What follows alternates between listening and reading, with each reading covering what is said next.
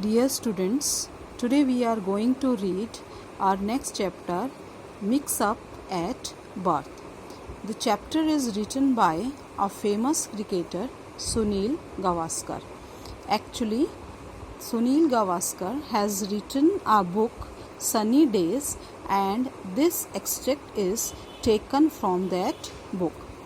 The chapter shows you that how Sunil Gavaskar got mixed up at birth, यानी कि जब वो पैदा हुए थे तो किस तरह से एक दूसरे बच्चे के साथ वो मिक्स हो गए थे और क्या हुआ था. So students, let's start reading the chapter. I. Who is I here? As the chapter is written by Sunil Gavaskar himself, तो I here is Sunil Gavaskar. He is telling about himself.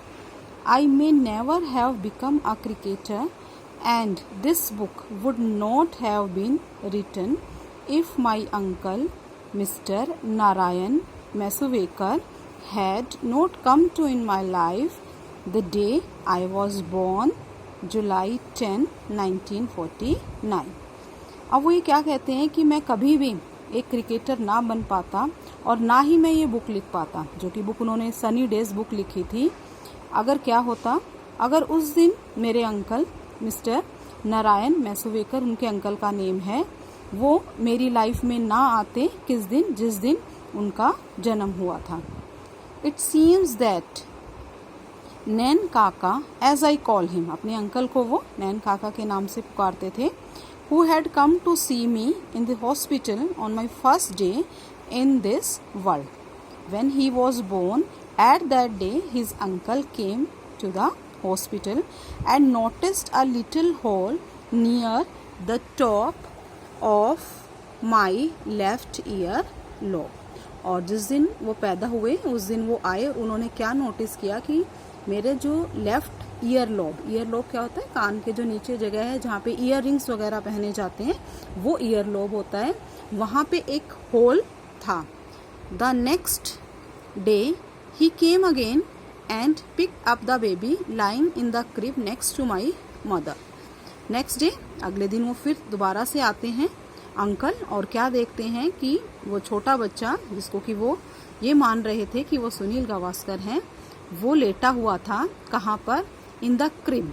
Crib क्या होता है? Side bed होता है जो mother के साथ में होता है, और उस पर बांस लगे होते हैं ताकि बेबी ना गिर पाए. नेक्स्ट टू माई मदर, वहाँ पे उसकी मदर के पास ही उस क्रिब में, उस साइड बेड पे वो बच्चा लेटा हुआ था, वो उसको उठाते हैं. टू हिज अटर हॉरर, अटर का मतलब होता है कंप्लीट, बहुत ज़्यादा वो डर जाते हैं. और क्यों डरते हैं? ही डिस्कवर्ड का मतलब find out, that the baby did not have the hole on his left ear lobe. Earlier he saw the hole was there on the left ear lobe, but today it was not there. It means, इसका क्या मतलब है? That the baby was not the same as he had seen earlier. A frantic search was made. Frantic का मतलब होता है hurried, पागलों की तरह से फटाफट ढूंढा गया कि वो बच्चा कहाँ गया. And I was located sleeping peacefully beside a fisherman woman. और कहाँ पे मिला सुनील गावस्कर को? कहाँ पे ढूंढा गया? आई वॉज लोकेटेड का मतलब सर्च्ड आप कह सकते हो, फाउंड आउट, आराम से सोया हुआ था एक फिशर वुमेन के पास. टोटली इग्नोरेंट, कितने छोटे थे वो उस टाइम, एक दिन के ही थे, तो उन्हें कुछ नहीं पता था. इग्नोरेंट ऑफ द कॉम्शन का मतलब ये अफरा तफरी हुई, ये कंफ्यूजन हुई, ये सर्च हुई. आई हैड कॉज्ड, जो कि मेरी वजह से हुआ था. द मिक्सअप इट अपीयर्स, और क्लियर हो गया कि ये तो बच्चा जो है वो मिक्स हो गया दूसरे के साथ. Followed after the babies had been given their bath, कि नहाने के बाद जैसे बच्चे अपनी अपनी मदर के पास जब लेकर गए तो वहाँ पे शायद वो मिक्स हो गए. आई एम ग्रेटफुल का मतलब होता है thankful. To my uncle for noticing the whole, मैं बहुत ग्रेटफुल हूँ कि अगर आज नहीं होते तो पता नहीं मैं किस फैमिली में जाता कि उन्होंने ये चीज़ नोटिस की. फॉर आई हैव ऑफन होता है अक्सर, यूजुअली. वंडर्ड मतलब हमेशा मैं सोचता हूँ, हैरान हो जाता हूँ. What would have happened if nature had not marked me out, अगर नेचर ने भगवान की तरफ से ये मुझे मार्क नहीं दिया होता, वो जो एक होल था लेफ्ट लोब पर, तो क्या होता? Perhaps I would have grown up to be a fisherman. और फिर क्या होता? वो फिशरमैन वाली फैमिली में जाता, वहीं काम करता। Working somewhere along the west coast, किसी वेस्ट कोस्ट पे, कोस्ट होता है समुद्र का किनारा। And what about the baby, और वो जो बच्चा जो उनकी जगह आ गया था, हु फॉर अ स्पेल, जैसे कि एक जादू से, स्पेल का मतलब होता है मैजिक से, एक जादू से, टुक माई प्लेस, जो मेरी जगह पे आ गया था।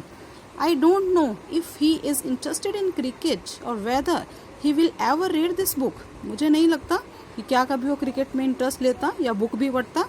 I can only hope that if he does, अगर वो ऐसा करता, he will start taking a little more interest in Sunil Gavaskar, तो वो जरूर सुनील गावस्कर में भी इंटरेस्ट लेता।